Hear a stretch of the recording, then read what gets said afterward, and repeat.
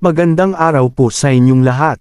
Tara na't ipagpatuloy na natin ang intense na laban ni Mui at ng Misty Tiger Blade. Ang Misty Tiger Blade ay isang titulong ibinigay sa lalaki, na nangangahulugang kaya niyang paatrasan kahit ang mga tigre. Kilala na siya ni Mui dahil minsan na niya itong nakalaban sa kanyang nakaraang buhay. Sa kanyang alaala, isa itong bihasang swordsman mula sa Shaanxi. Naalala ni Mui na tumagal ang laban nila noon ng 3 palitan. Alam din niyang kung hindi nabasag ang espada ng lalaki, ay kaya pa nitong tumagal ng mas matagal pa, marahil hanggang 10 palitan. Dahil dito, naisip niya kung gaano nakalaki ang naging pag-unlad ng Misty Tiger Blade. Tinanong ni Han Quan kung handa na ang dalawa. Ngumiti ang Misty Tiger Blade at agad na nagsimula ang laban sa hudyat ni Han Quan. Sa isang iglap, nawala sa paningin si Misty Tiger Blade. Nagulat si Mogok sa bilis nito, mas mabilis pa daw ito kaysa sa pinuno ng Great Truth Sect. Kahit alam niyang malakas ang kalaban, hindi niya inaasahan na halos hindi na niya masundan ang galaw nito. Naisip niyang delikado ito para kay Mui. Agad na itinaas ni Mui ang kanyang espada at sinalag ang unang atake nito. Ngumiti ang Misty Tiger Blade, ngunit hindi siya pinayagan ni Mui na makabawi. Gumamit si Mui ng Falling Flower Palm at tinamaan ang dibdib ng kalaban. Napaatras ang Misty Tiger Blade at nawalan ng balanse. Hindi nag-aksaya ng oras si Mui at agad na sumunod ng atake. Umatake siya mula sa harap at gilid. Nasalo pa ng Misty Tiger Blade ang ilan pero hirap na itong makasabay kalaunan. Lalong bumilis ang galaw ng kanilang mga espada hanggang sa halos hindi na ito makita ng mga nanunood. Para sa iba, parang puro liwanag lamang ang kanilang nakikita. Pero para kay Mogok, alam niyang mga spark yun mula sa banggaan ng mga espada. Doon niya nakumpirma na malakas ang kalaban ni Mui. Hindi naman maintindihan ni Mui ang nangyayari, nagtaka siya kung bakit tila nagpipigil si Mui. Para sa kanya, parang hindi ginagamit ni Mui ang buong lakas nito. Habang tumatagal ang laban, hindi na kayang salagin ng Misty Tiger Blade ang lahat ng atake ni Mui. Tinamaan siya sa hita at braso. Doon niya napagtanto na mali ang paghusga niya kay Mui, hindi pala ito ordinaryong bata. Kahit ganoon, naniniwala pa rin siya na kaya niyang manalo. Pinalot niya ng enerhiya ang kanyang espada at sinabi na tatapusin niya si Mui sa ataking ito. Kaagad niyang ginamit ang teknik na Fourfold Deadly Fangs at naglabas ng 4 na sunod-sunod na malalakas na hiwa. Umatras si Mui at sinalag ang mga ito. Naalala niya ang teknik na iyon mula sa nakaraan niyang laban sa lalaki. Ngunit sa pagkakataong ito, iba ang kanyang gagawin. Naglabas ng kulay rosas na enerhiya ang kanyang espada at umikot ito na parang ahas. Pinabilis niya ang pag-ikot nito upang harangin ang mga atake ng kalaban. Nagulat si Mua at sinabi na iyon ang Falling Plum Blossom Return Ring. Ngunit ayon kay Mujin, iba ito sa nakasanayan nila. Mas agresibo at mas nakatuon sa pag-atake. Ginamit ni Mui ang teknik upang sirain ang mga atake ng kalaban. Pagkatapos, lumikha siya ng isang malaking anyo ng Plum Blossom gamit ang kanyang enerhiya. Ito ang Falling Plum Blossom Return Ring. Nagulat ang mga miyembro ng Great Truth Sect, ngunit mas lalong nagulat ang Misty Tiger Blade dahil hindi niya inaasahan ang ganitong klase ng teknik.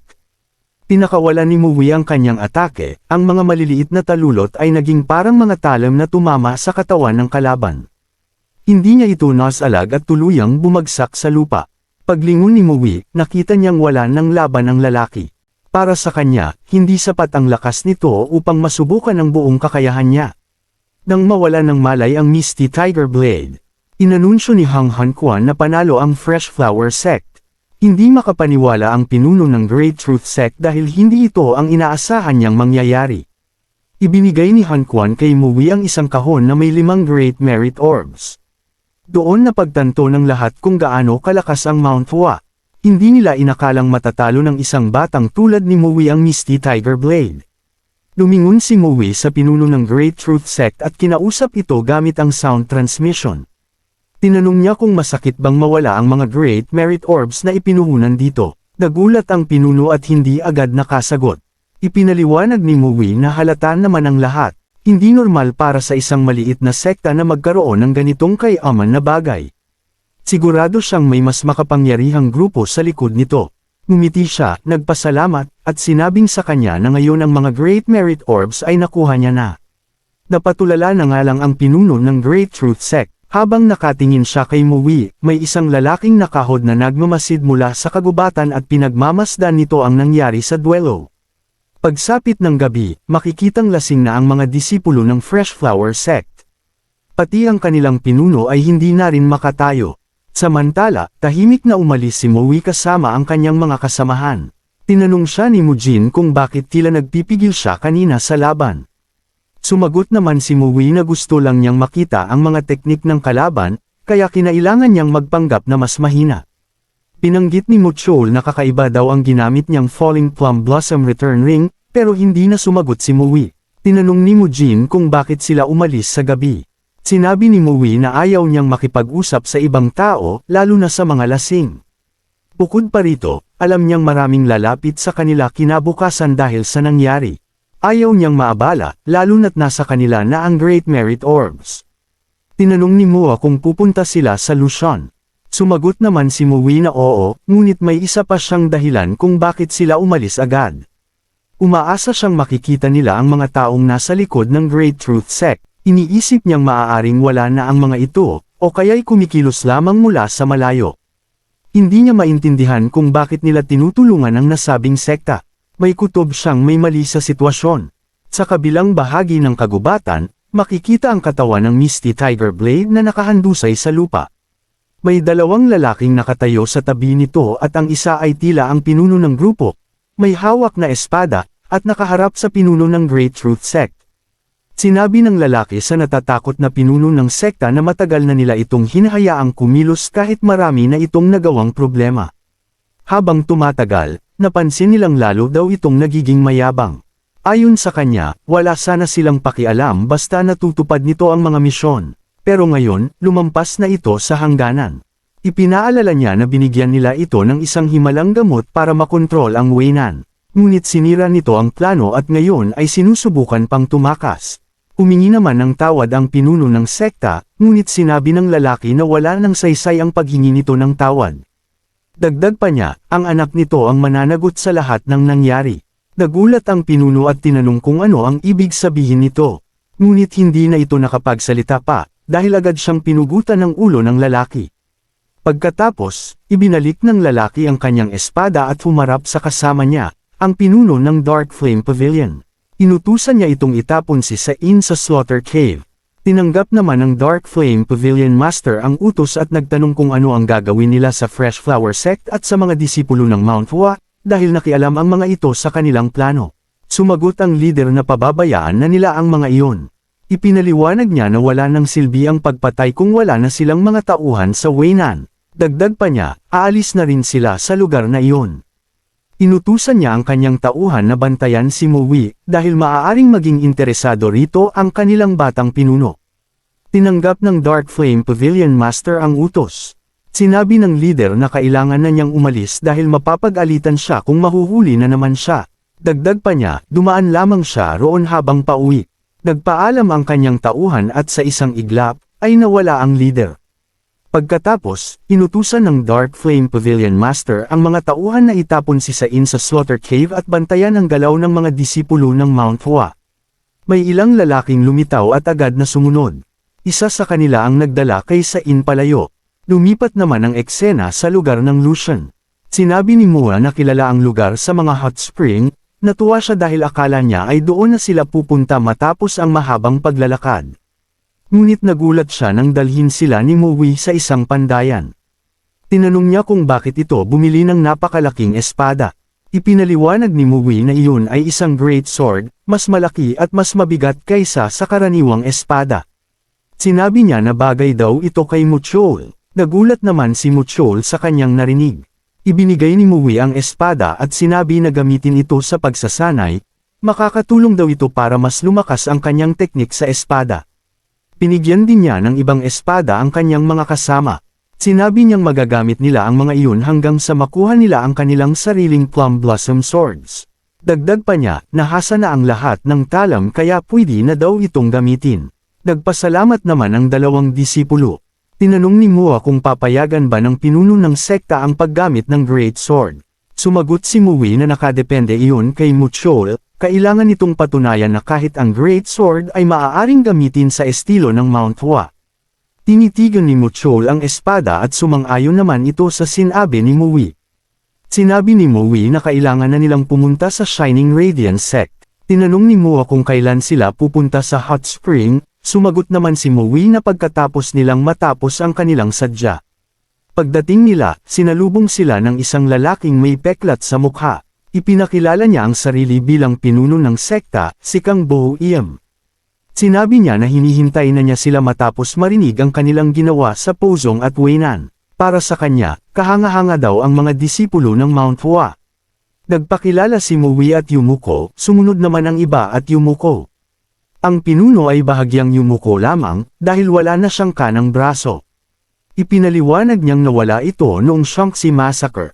Inanyayahan niya silang pumasok. Sa loob, inalok niya sila ng tsaa.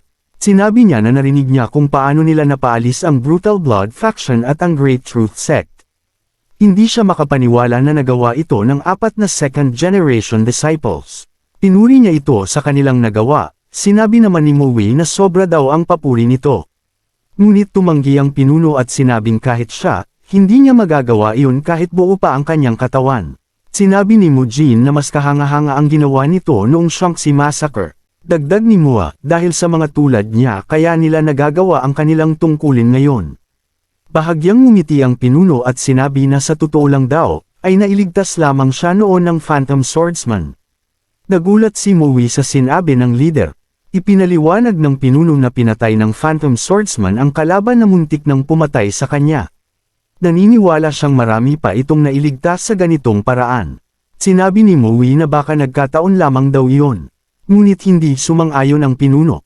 Ayon sa kanya, kahit magulo ang galaw ng Phantom Swordsman, malinaw nitong nakikita ang sitwasyon at tinatamaan ang mahihinang bahagi ng kalaban.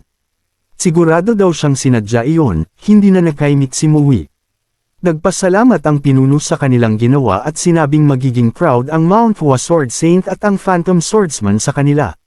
Natuwa naman ang grupo, ngunit bahagyang nahiya si Mui. Tinanong ng pinuno kung naparito ba sila para tingnan ang kalagayan ng mga outer sects. Ngunit humingi siya ng paumanhin at sinabing wala dong problema sa kanilang sekta. Dagdag pa niya, ayaw niyang pinapatagal ang mga problema.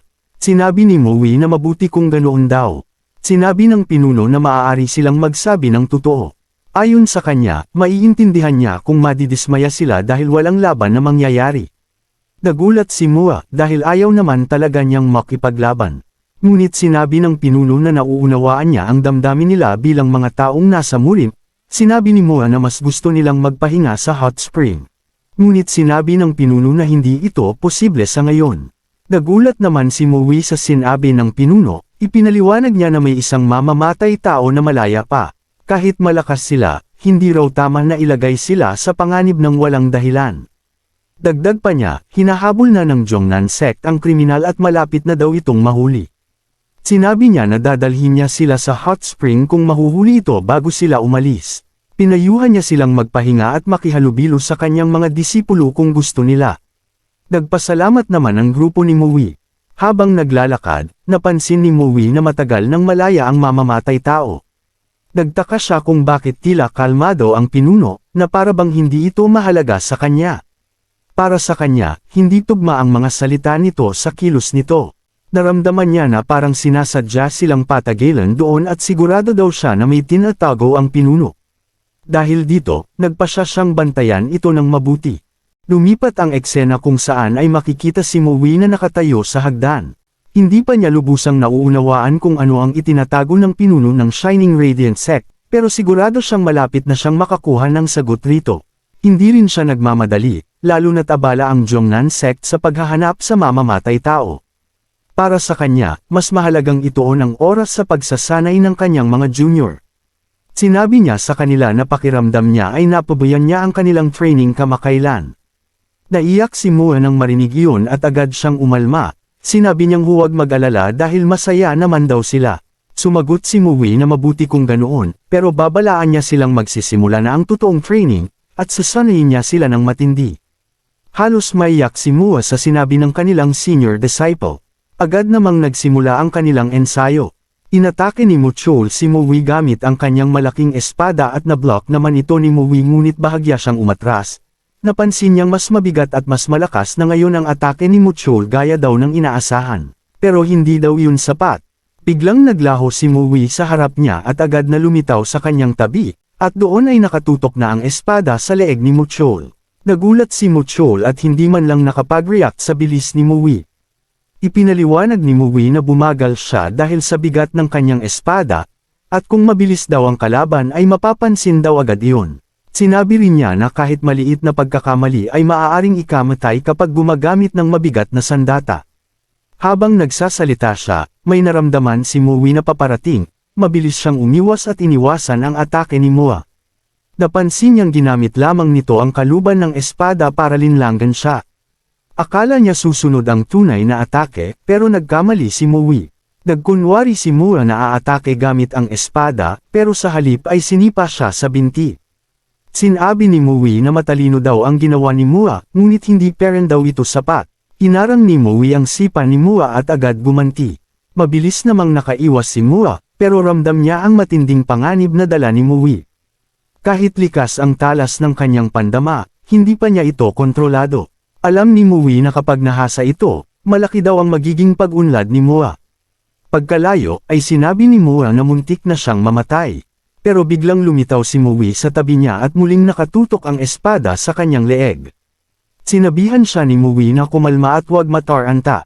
Kung hindi niya makokontrol ang sarili, ay hindi niya kakayaning talunin ang kalaban. Pagkatapos, tinawag niya ang susunod na disipulo, si Mujin. Hindi man daw kasing talas ng pandama kagaya ni Mua, pero mahusay pa rin daw ito at kalmado din daw ito pagdating sa laban. Sa katunayan nga daw, ay mas magaling pa ito sa duelo kaysa kina Muchol at Mua. Ngunit may isang malaking problema, sumugod si Muwi at nablock naman ni Mujin ang atake nito. Gumanti ito agad, pero napansin niyang tila mabagal ang galaw ni Muwi. Natakot siyang masaktan ito, kaya pinigilan niya ang sarili niyang atake. Doon lumabas ang kahinaan ni Mujin. Tinanong siya ni Muwi kung bakit siya nag-aalala sa kanyang kalaban. Pagkatapos ay hinawakan niya ang espada ni Mujin at hinampas siya sa tiyan gamit ang hawakan ng kanyang espada. Napaatras si Mujin sa sakit at napaubos sa lakas ng tama. Sinabi ni Mua na parang naramdaman niya ang sakit ni Mujin, sumagot naman si Muchol na mas malakas daw ang tinanggap ni Mujin kaysa sa kanila. Lumuhad si Mujin at hinawakan nito ang kanyang tiyan. Saad ni Muwi na ang problema daw ni Mujin ay mas natatakot siyang makasakit kaysa mamatay.